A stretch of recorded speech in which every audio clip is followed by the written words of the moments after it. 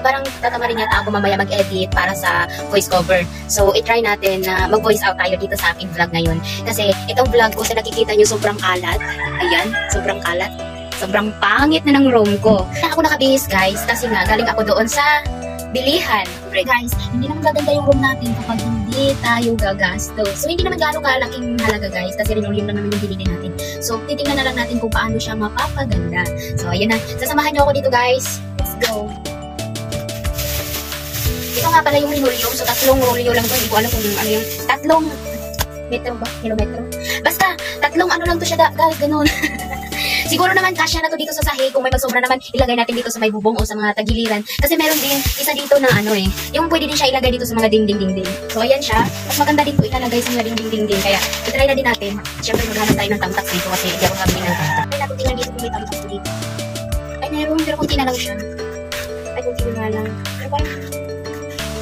Kasya pa to guys. Kaya to. So syempre bago natin i-start yung pag-ano natin, lilinisan muna natin buong sahig. Lahat ikikip natin.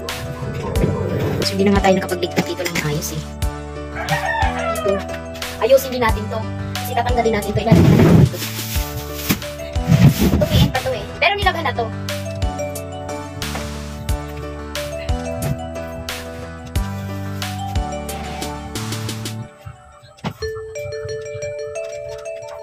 Ganyan ako katamad.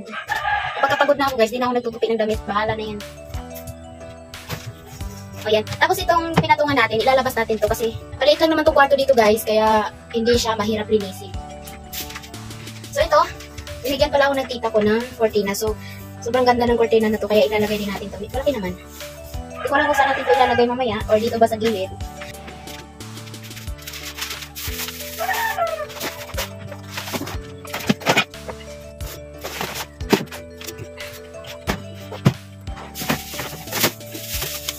Halika mo, guys.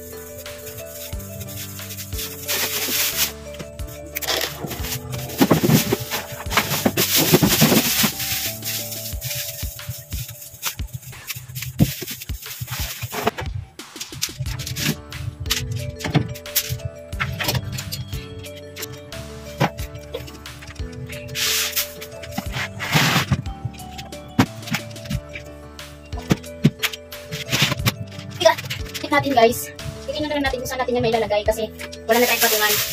Lalagyan natin ng katon, ilalabas yung video, kaya ito sa atin.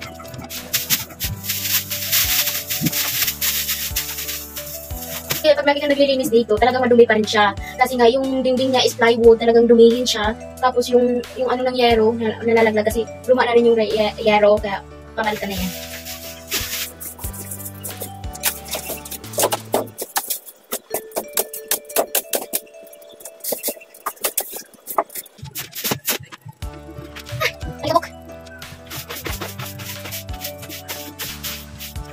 Meron ko sa kanila, dito na natin yung mga alikaw.